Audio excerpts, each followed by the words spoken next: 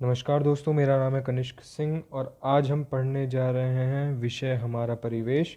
और इसके जो चैप्टर जो हम पढ़ेंगे वो है चैप्टर नंबर 1, 2 एवं 3। नाम है इनके सूर्य में के परिवार में पृथ्वी, दुनिया में भारत और भारत का धरातल। तो चलिए दोस्तों शुरू करते हैं।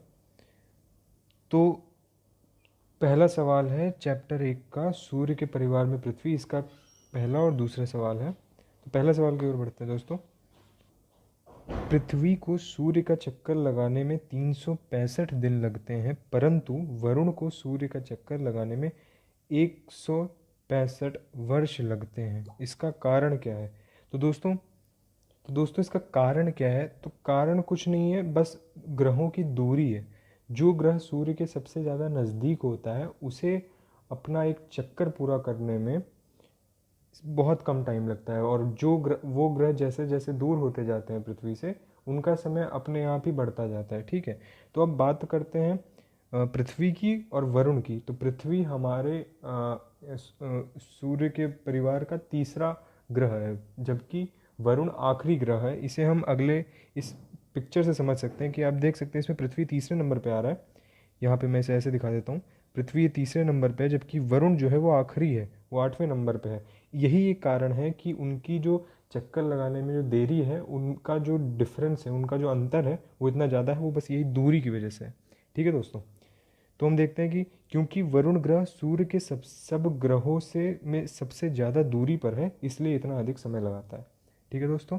अब सवाल नंबर 2, ये है एक एक वर्ड का आंसर है इनमें। ठीक है। तो कौन ग्रह सूर्य से सबसे अधिक दूर है? तो वरुण है, हमने अभी देखा यहाँ पे वरुण सबसे ज़्यादा दूर है।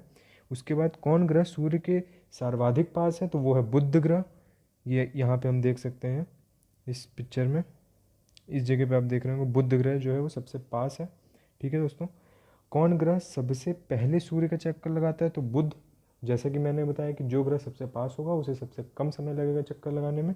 कौन ग्रह सबसे देर में सूर्य का चक्कर लगाता है? तो वरुण है, क्योंकि अभी हमने देख लिया इस बात को। उसे चक्कर लगाने में कितना 165 वर्ष का समय लगता है। तो दोस्तों आगे बढ़ते हैं। अब हम बढ़ते हैं चैप्टर नंबर 2 की ओर। इसका जो नाम है वो दुनिया में भारत। इसमें भी हम 2 सवाल पढ़ेंगे। तो शुरू करते हैं पहले सवाल से। नीचे लिखी गई बातों के सामने दिए गए बॉक्स में सही या गलत का निशान लगाएं। सही गलत का निशान लगाकर। ठीक है। तो पहला सवाल, मकर रेखा और भूमध्य रेखा के बीच में कर्क रेखा आती है। तो पहले दोस्तों हम इस पिक्चर में देख लेते हैं कि कौन सी रेखा कहाँ आती है। तो देखिए दोस्तों, कर्क रेखा जो है वो सबसे ऊपर है। उसके बाद भूमध्य रेखा जो कि एकदम बीच से जाती है, पूरे विश्व के बीचों बीच से जाती है। और मकर रेखा जो कि भूमध्य रेखा के नीचे की ओर से जा गुजरती है। ठीक है दोस्तों। अब भारत से कौन सी रेखा गुजरती है? तो वो है कर्क रेखा। ठीक है। तो अब इसमें सवाल हम देख लेते हैं क्या है। मकर रेखा और भूमध्य रेखा के बीच में कर्क रेखा है, ये गलत जवाब है। मकर रेखा और भूमध्य रेखा के बीच में कर्क रेखा नहीं, जबकि भूमध्य रेखा कर्क और मकर रेखा के बीच में आती है। ठीक है दोस्तों। दूसरा सवाल, भूमध्य रेखा के दक्षिण में मकर रेखा है। बिल्कुल सही है। भूमध्य की रेखा के हमने देखा, यहाँ भूमध्य रेखा है, उसके दक्षिण में, उसके नीचे की ओर मकर रेखा हमें दिखाई दे रही है। ठीक है। भूमध्य रेखा पृथ्वी के बीचों बीच है। बिल्कुल सही बात है। अभी हमने जैसे देखा कि जो भूमध्य रेखा है वो, उसका नाम ही यही है, भू के मध्य से निकलती है, इसीलिए एकदम बीचों बीच से निकलती है, इसीलिए हम इसे भूमध्य रेखा भी कहते हैं। ठीक है दोस्तों। अब सवाल नंबर 2, बताओ तो जाने, कर्क, मकर और भूमध्य रेखाओं को काल्पनिक रेखाएं क्यों कहा जाता है? तो दोस्तों इसका सीधा जो कारण है वो ये है, कर्क, मकर और भूमध्य रेखाओं को काल्पनिक रेखा इसलिए कहा जाता है क्योंकि ये मान ली गई हैं, ये वास्तविक नहीं है। अगर आप यहाँ जहाँ जहाँ से ये रेखाएं होके निकलती है वहाँ आप जाएंगे तो वहाँ आपको ऐसी कोई रेखा दिखेगी नहीं। इसे बस हमने मान लिया है ये, ताकि हम अलग अलग चीज़ों का हम अलग अलग प्रयोग और प्रक्षेपण कर सके, इसलिए हमने इसे माना है, जबकि ये है नहीं यहाँ पे। ठीक है। असलियत में वहाँ नहीं है, बस हमने माना है, ये वास्तविक नहीं है। ठीक है दोस्तों। आगे बढ़ते हैं। तीसरा चैप्टर है भारत का धरातल। इसके भी हम 2 सवाल देखते हैं। तो पहला सवाल, भारत की धरातलीय संरचना देखते हुए उसमें 5 मुख्य भागों के नाम लिखो। तो दोस्तों इसका जो उत्तर है वो है पहला, उत्तर का पर्वतीय भाग, जो पूरी पर्वतीय रेखा है उत्तर में, जो कि भारत से होते हुए नेपाल, तिब्बत की ओर पूरा फैली हुई है। जो भारत का उत्तर का पर्वतीय भाग में बहुत सारे पर्वत हैं। ठीक है। दूसरा है भारत का उत्तरी मैदान। मैदानी क्षेत्र वो जो कि पूरा एक सपाट पूरा इलाका है जहाँ पे पर्वत नहीं है, ठीक है। तो ये भी उत्तर में आता है, ये दूसरा एक ये भाग हो गया। तीसरा है थार का मरुस्थल। मरुस्थल बेसिकली एक रेगिस्तान को कहते हैं हम, जहाँ पे वर्षा की कमी होती है, ग्रीष्म की कमी होती है, तो पूरा रेगिस्तानी इलाका है जहाँ पानी की कमी होती है। चौथा है दक्षिण का पठार। ये गंगा नदी के नीचे से बहता हुआ कि दक्षिण की ओर से फैला हुआ ये पूरा, और पूरा कन्याकुमारी तक फैला हुआ ये क्षेत्र है, इसे हम कहते हैं दक्षिण का पठार दोस्तों, ठीक है। आगे बढ़ते हैं।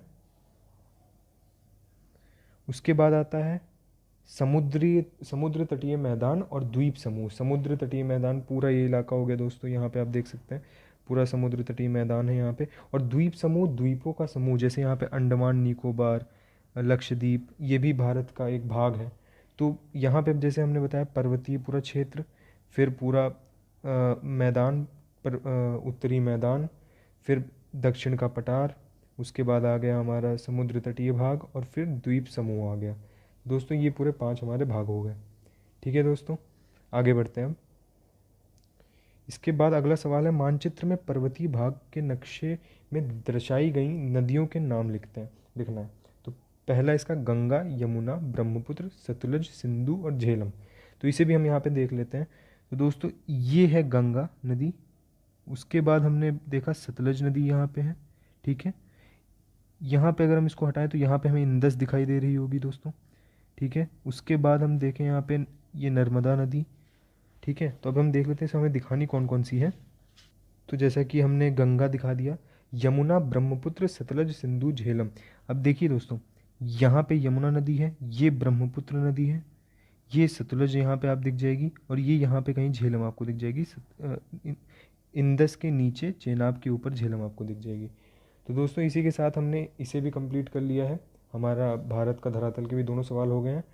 तो दोस्तों अगले अगले लेक्चर में मिलते हैं, जिसमें हम नए प्रश्नों के साथ, नए चैप्टर के साथ होंगे। तब तक के लिए नमस्कार।